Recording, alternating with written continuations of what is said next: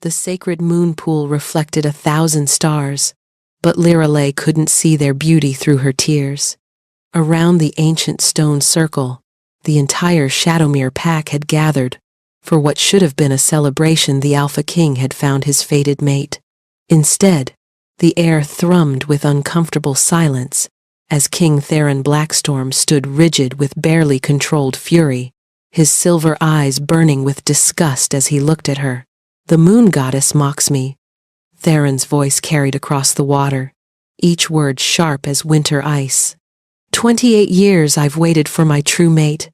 28 years of leading alone, fighting our enemies without a queen by my side. He turned to address the crowd, deliberately giving Lirelei his back. "And what does fate grant me? A broken Omega who cannot even speak." Lirelei's fingers moved frantically in the air sign language her younger brother Kieran had taught her, but no one was watching her hands. They were all staring at their king, as he paced like a caged beast. "Sire." Elder Morwen stepped forward, her ancient voice careful. "The mate bond is sacred. Perhaps there's a reason." "Reason?" Theron whirled on her. "What reason could there be for cursing me with a defective mate? Look at her." He gestured sharply at Lirelei. "Scarred, mute, weak.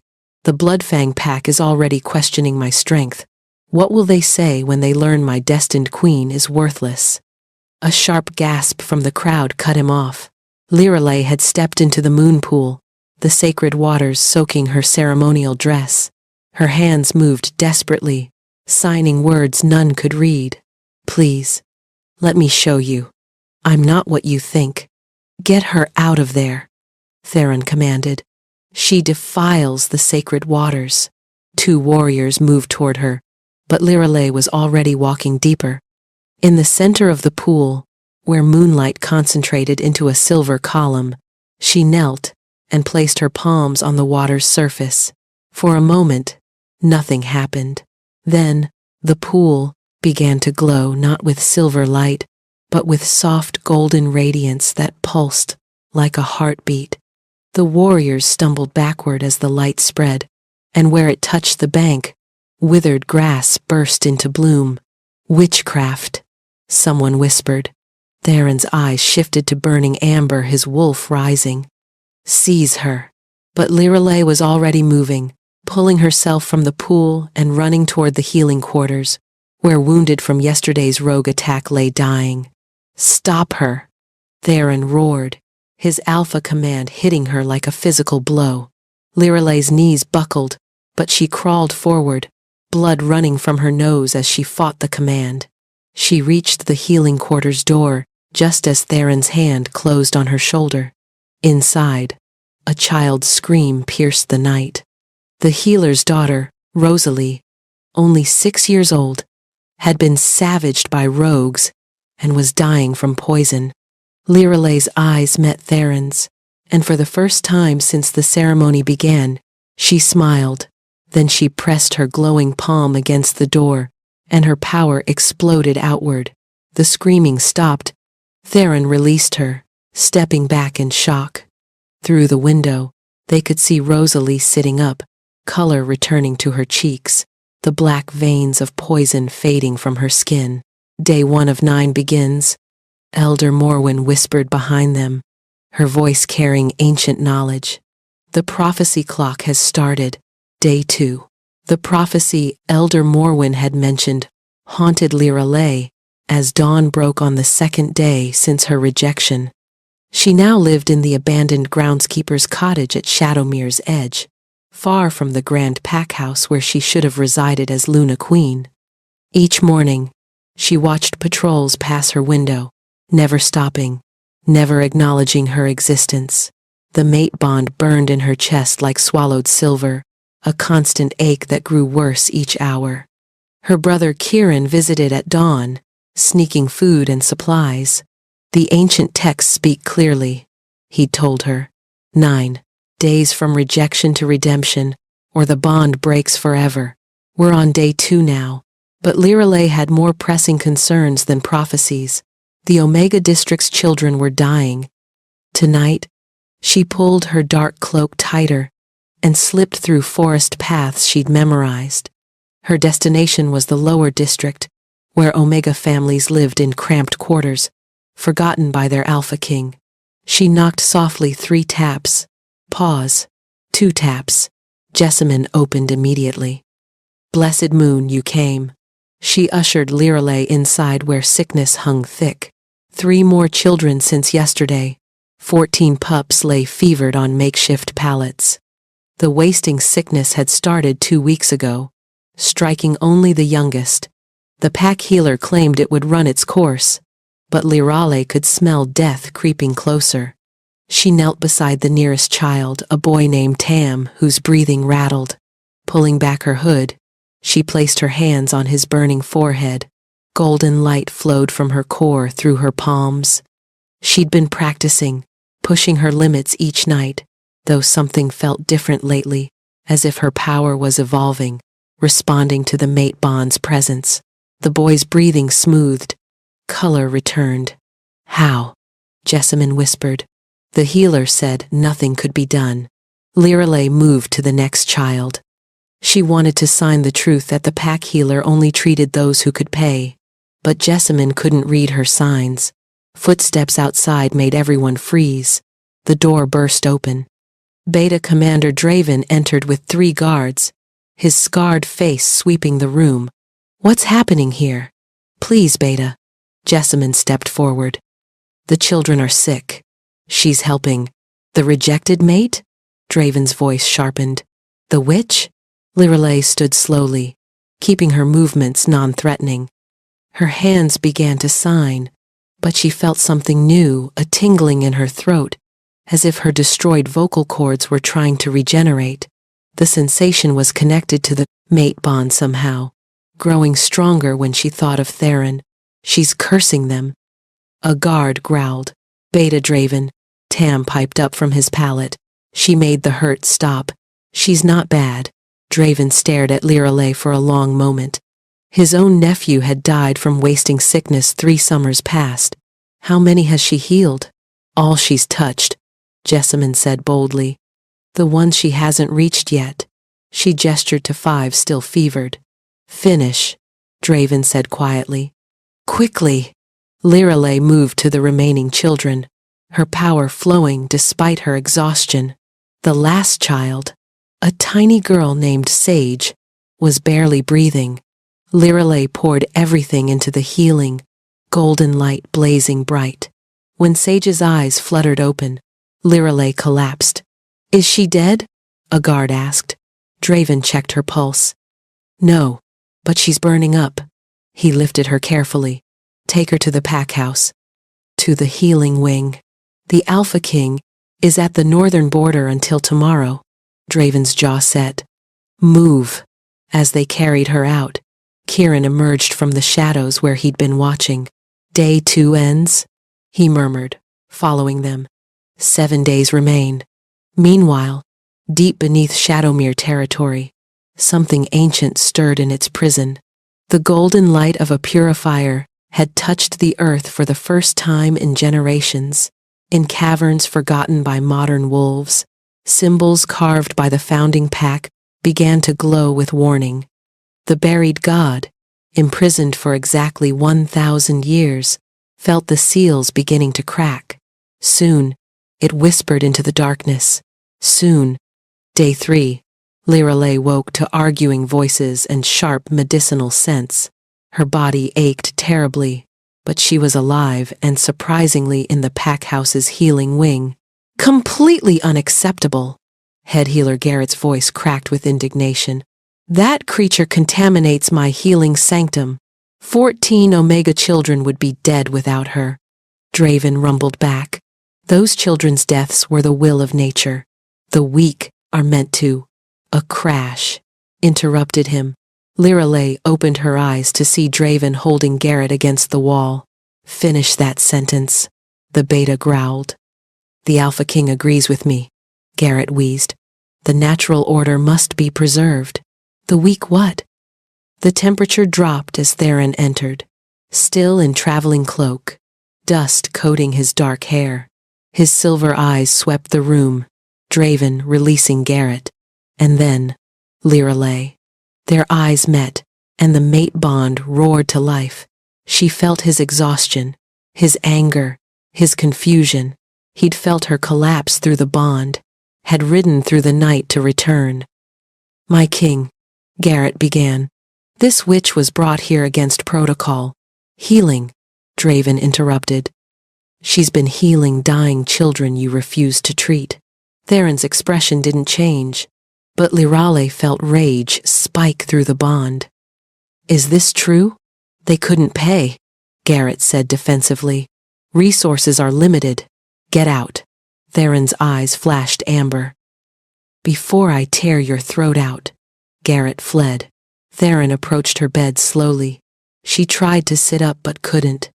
Days of starvation she'd given her food to the families, combined with magical exhaustion, had left her desperately weak. "You've been busy," he said quietly.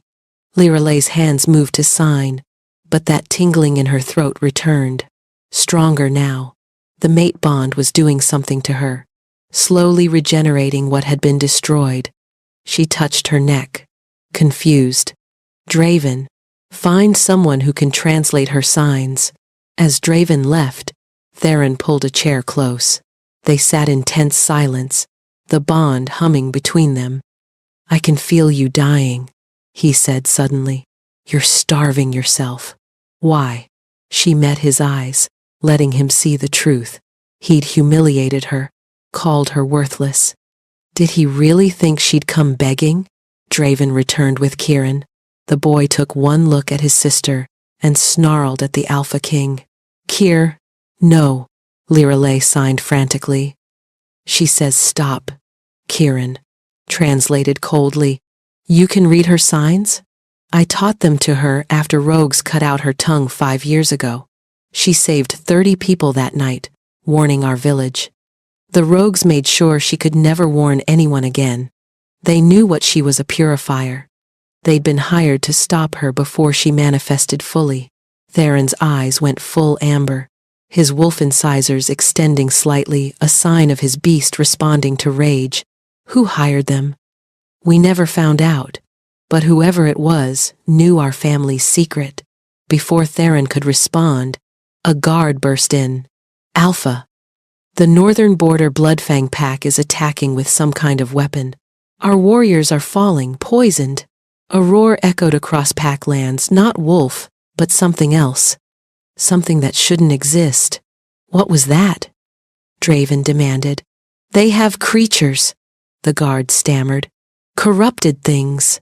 Through the window, black smoke rose from the northern forest.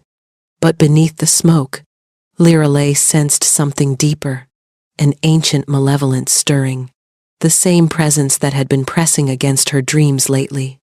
Lirelei grabbed Theron's wrist, her touch sending electricity through them both. She signed frantically. "She knows what it is," Kieran translated. "Dark magic poison. But there's more," she says. "Our grandmother wrote of this. The buried god. The thing our ancestors imprisoned beneath Shadowmere exactly 1,000 years ago. The corruption is its influence seeping out. Someone's trying to free it." "How many warriors can you save?" Theron asked her directly. She held up 10 fingers, then closed them into fists. 10, maybe more." Kieran's voice broke. "But it might kill her. She's too weak." "There's something else," Kieran added reluctantly.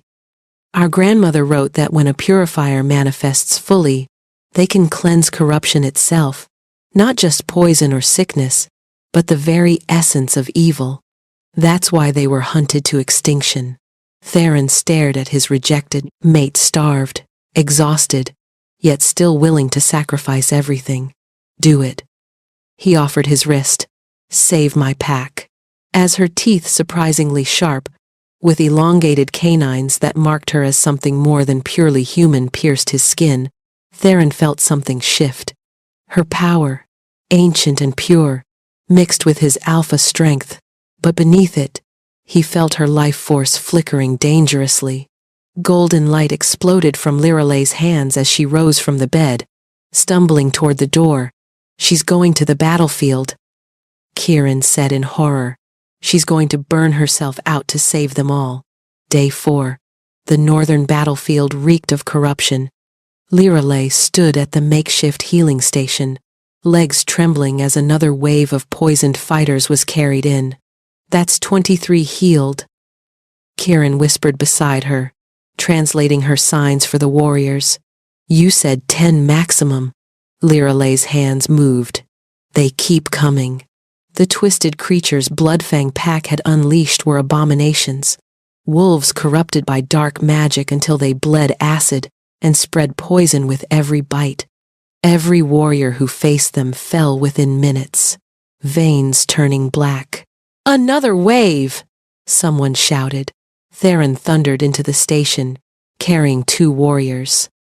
His body bore dozens of wounds, but alpha healing kept him standing.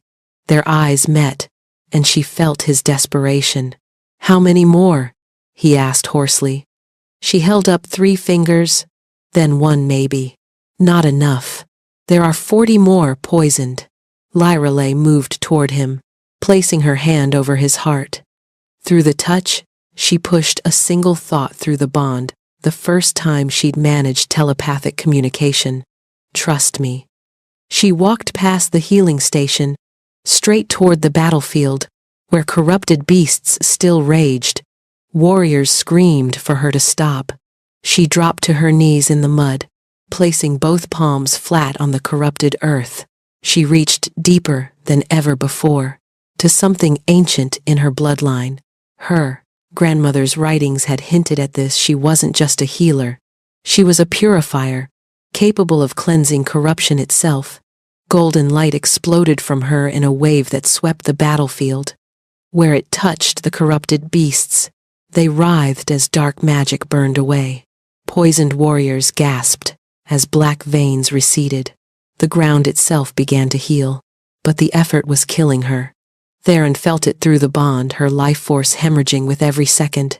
He ran toward her, but an invisible barrier of pure energy kept him back. Stop! He commanded. I order you. She turned her head, meeting his eyes with peaceful acceptance. She signed, This is my purpose. A figure emerged from smoke. Valerian Bloodfang, the rival Alpha, his scarred face twisted with fury. Impossible, he snarled. The witch who sold me the poison swore nothing could counter it. Witch? Draven demanded. Valerian laughed bitterly. Someone wanted Shadowmere to fall. Paid me in dark magic. Said to attack when your alpha was weakest, when his mate bond was rejected. They knew about the prophecy, knew about the 9 days. Through her fading consciousness, Lirelei heard the words. With tremendous effort, she signed to Kieran, inside. Traitor! She says there's a traitor in Shadowmere? Kieran shouted.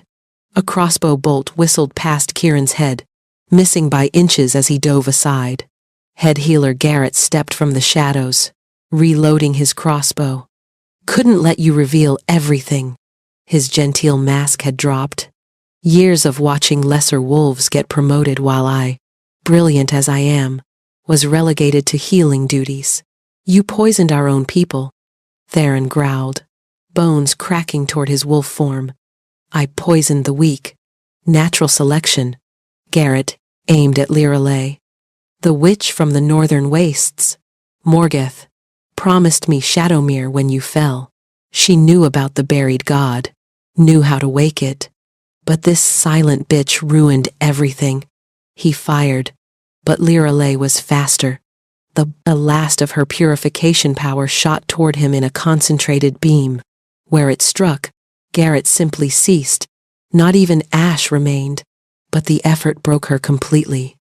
Lirelei collapsed as Kieran caught her, barely breathing. Get her to the healing chamber, Theron roared. As warriors scrambled to obey, Valerian laughed darkly. She's dying, Theron. The mate bond is fading. You rejected her, and now she's given everything for people who despised her. The witch Morgeth was right. Pride always destroys kings. Theron's wolf erupted, massive and midnight black. The rival Alpha barely shifted in time before Theron's fangs found his throat. The battle ended quickly. Theron's rage was absolute. But even in victory, he felt Lorelei slipping away. He shifted back and ran to the healing chamber, where she lay, surrounded by frantic healers.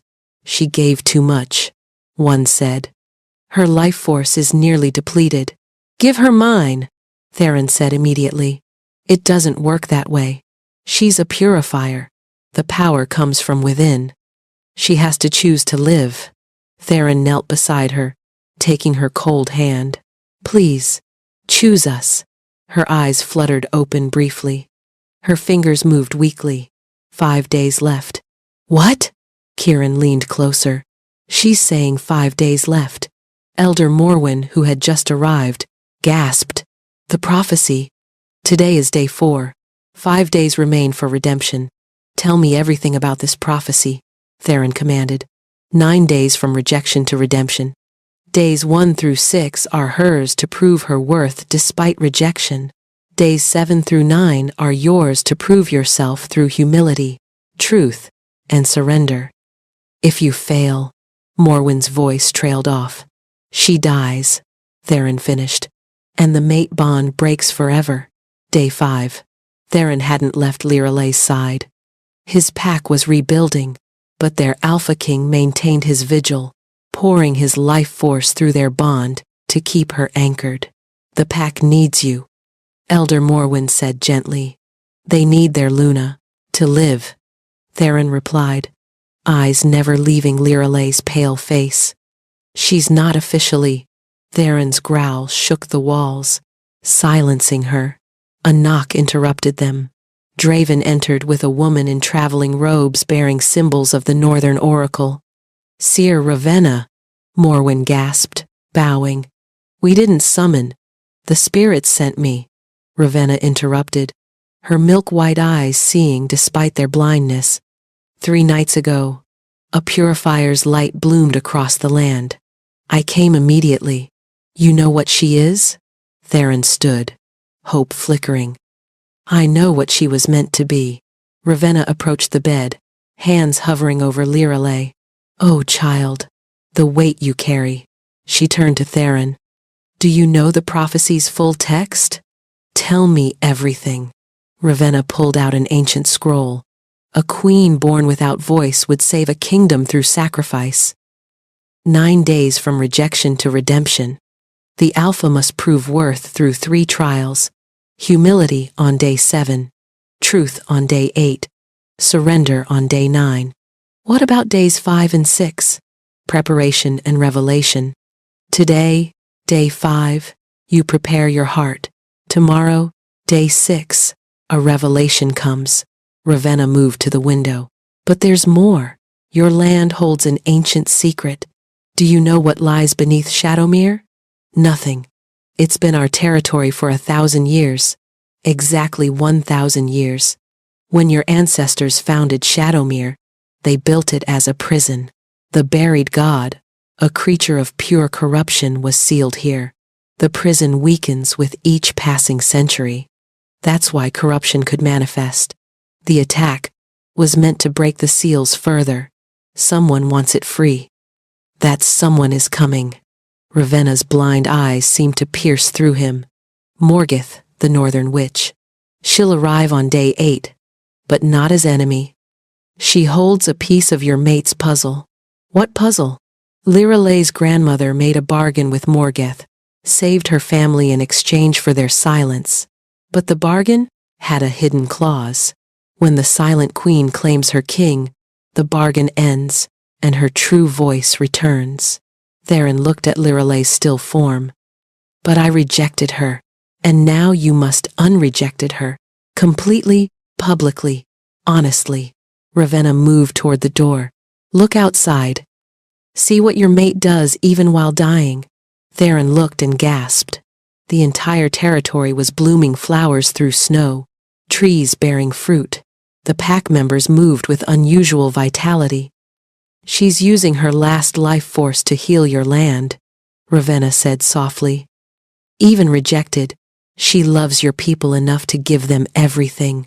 Before Theron could respond, Lirale convulsed. Her back arched, and when her mouth opened, silver-white light poured out moonfire, not golden healing light. She's separating from her body, Ravenna warned.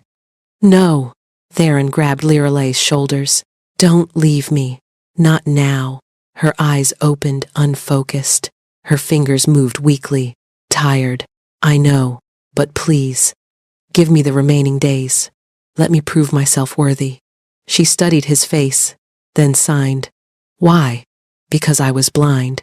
Because when I saw you healing those children, when I felt your sacrifice, I realized what I'd thrown away. Because I fell completely in love with you. A single tear slipped down her cheek. She signed. 4 more days. The bargain is struck, Ravenna announced. But know this, your father comes tomorrow. Day 6 brings family revelations that will change everything. Day 6. Dawn brought Theron's father, retired Alpha King Aldrich Blackstorm, traveling from his mountain retreat. Father, Theron acknowledged carefully. They hadn't spoken in 5 years. Not since Aldrich stepped down in disgust at his son's growing pride. Son, Aldrich approached Lirale's bed. I came when I felt the purifier's light. I knew only one bloodline could produce such power. He studied her face. She has Mira's eyes. Lirale's fingers moved weakly. You knew my grandmother? Mira, the silent, saved my life. When I was a pup, most powerful healer in 3 generations, she could purify wolfsbane with a touch. Never spoke a word, but her hands said everything. Why didn't you tell me about purifiers? Theron demanded. Because they were hunted to extinction. I thought the bloodline died with Mira. I never imagined. Aldrich touched Lirale's hand gently. Child, your grandmother loved my father. They couldn't mate different packs, ancient laws, but she saved him anyway when poison took him. Saved him, and disappeared, pregnant with another man's child. We searched for years. Lirale's eyes widened. Her fingers moved. She wrote of a lost love, a king she couldn't have. And now her granddaughter is mated to mine, Aldrich said softly. The moon goddess has a sense of poetry. He turned to Theron. Tomorrow begins your trials. Be ready. As night fell, Lirale's signs grew urgent. Tomorrow. Important. Be brave. Theron squeezed her hand. Whatever comes, we'll face it together. Outside, deep beneath the earth, the buried god felt the seals weakening further. Soon, it whispered. Very soon. Day 7, Theron carried Lirale to the great hall at dawn. The entire pack had assembled at his command, watching in stunned silence as their Alpha King walked through their ranks carrying the rejected mate. 6 days ago, Theron's voice carried across the hall. I stood before you and rejected this woman, called her weak, worthless, defective. His voice cracked. I was wrong. He dressed her in Luna ceremonial robes. Even unconscious, she looked regal. This woman saved all our lives. While I scorned her, she healed our children in secret. While I called her worthless, she gave her food to starving families. While I named her weak, she faced corrupted beasts and purified them. He placed Lirale gently upon the Luna throne, then knelt before his entire pack. I kneel before my queen, he declared. Silent or speaking, whole or scarred, she is more royal than I'll ever be. The rejection ritual must be reversed, Elder Morwen said. Bring the moonstone, Theron commanded. The sacred relic arrived, a crystal pulsing with inner light. Theron cut his palm, letting blood drip onto the stone. I offer my pride, my position, my life, but most importantly, my truth. He faced his pack with complete vulnerability. I rejected her because she reflected my greatest fear that I'm not strong enough. Every scar on her body represents someone she saved. Her missing voice proves her courage. She's everything I pretended to be. The moonstone glowed brighter, its light flowing toward Lirale. As it touched her, something extraordinary happened. Her hands moved, and for the first time, golden words appeared in the air above her fingers, visible to all. You knelt. For my queen. Always. The Alpha King doesn't kneel. This one does. And I'll kneel every day if it means keeping you with me. The golden words flickered. First trial passed. 2 remain. Day 8 dawn brought the visitor Ravenna had warned about. Morgoth, the northern witch, swept into the throne room where Lirelei sat, weak but conscious, with Theron beside her. Silent queen, Morgoth said, her face both young and ancient. I've come to collect a debt. We owe you nothing, Theron snarled. Not you. Her bloodline. Morgoth pulled out an ancient scroll. Her grandmother made a bargain, the family's silence for their survival. I saved her grandmother and unborn child when they were dying. The price was the voice of every female descendant. Lirelei stood on shaking legs, her golden words appearing. My grandmother's bargains aren't mine, aren't they? But there's more, a hidden clause. Morgoth's expression shifted from hard to almost kind. When the silent queen claims her king truly claims him, the bargain ends. Your grandmother knew the prophecy. She knew what you'd become. She wanted to protect you until you were strong enough. What do you truly want? Theron demanded. Her blood. 3 drops. With it, I can trace who's trying to free the buried god. Someone stole my magic to awaken it. I want them found. Lirelei extended her hand without hesitation. As her blood touched Morgoth's palm, the witch gasped. The corruption's source. It's here, deep beneath Shadowmere, and it's about to break free. The ground trembled. Cracks appeared in the stone floor, black substance seeping through. The black substance began taking shape, a massive creature of shadow with too many eyes and mouths.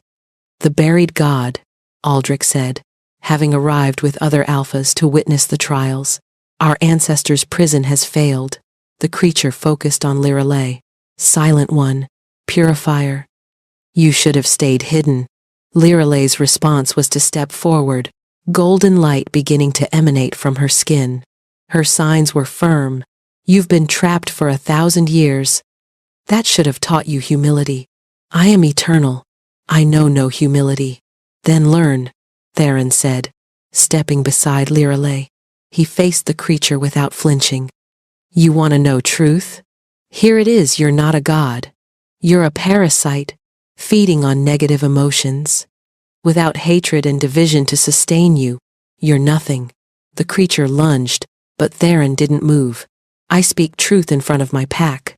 My father, my mate. I was wrong. I created the very divisions you feed on, but no more. His absolute honesty, his complete lack of pretense, seemed to burn the creature. It recoiled, shrieking. Second trial passed. Lirelei's golden words announced. 1 remains. The buried god retreated into its cracks, wounded but not destroyed. Tomorrow, it hissed. Tomorrow I break free completely. Day 9. The full moon rose at dawn, an impossibility that had every wolf on edge. The moon goddess herself was making her presence known. Lirelei stood at the moon pool where everything began. Theron beside her, the assembled pack, visiting alphas, and even Morgoth watched as the ground began to crack. The buried god was rising.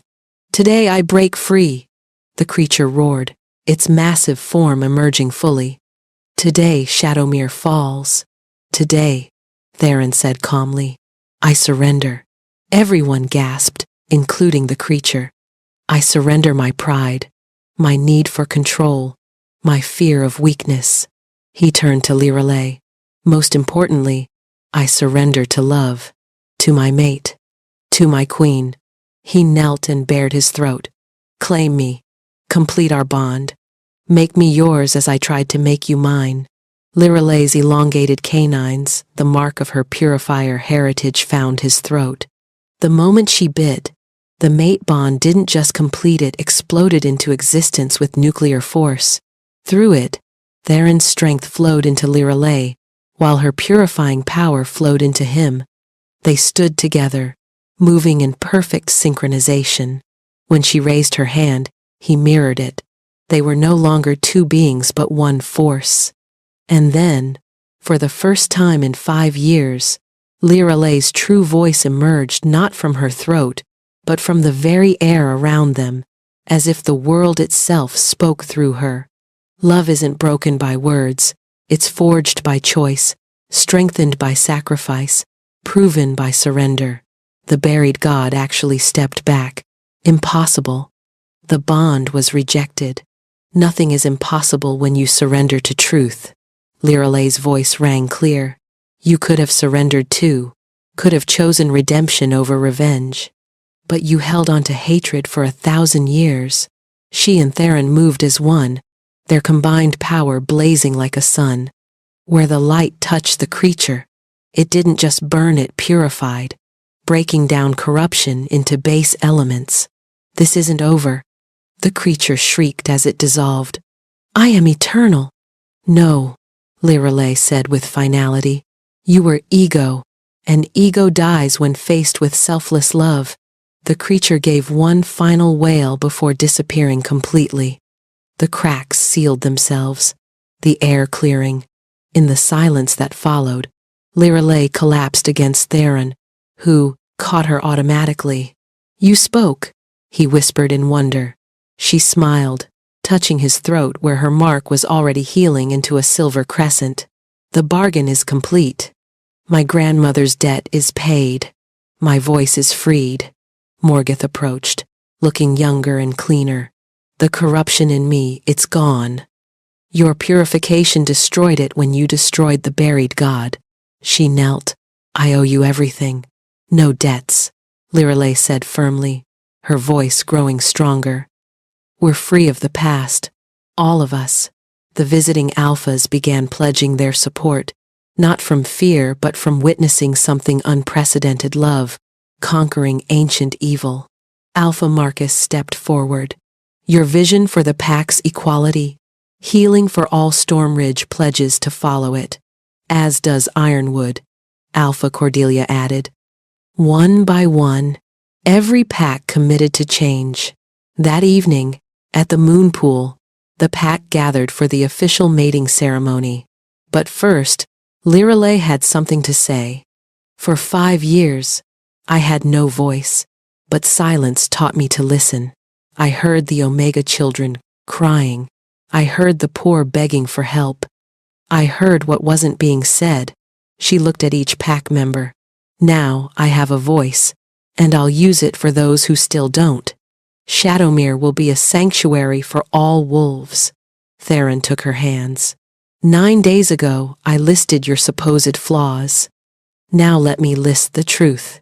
You are brave beyond measure, compassionate beyond reason, clever beyond belief, beautiful beyond description. You are mine, and I am yours.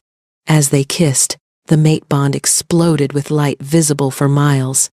But this time, the light didn't just shine, it spread, touching every wolf present, healing old wounds, mending broken spirits. You changed the prophecy, Ravenna announced in wonder. It wasn't just about redemption, it was about transformation. Of a man, a woman, a Pack, a world. Young Kieran approached his sister. You did it. You saved everyone. No, Lirelei said, pulling him close. We saved each other. The moon finally set normally, but Shadowmere would never be the same. They had witnessed death of ego and birth of love, the end of silence and beginning of truth. Days later, as life settled into new rhythms, Lirelei stood with Theron overlooking their territory. No regrets? He asked. None, she said, her voice still a miracle to him. Everything happened as it needed to. The rejection, the pain, the trials, they transformed us. You transformed us, he corrected. Love transformed us, she said. And love will keep transforming us, every day, for the rest of our lives. From the forest's edge, Morgoth watched with satisfaction. "Well played, Mira," she whispered to the wind. "Your granddaughter exceeded even prophecy." The wind carried what sounded like laughter, proud, free, and eternal.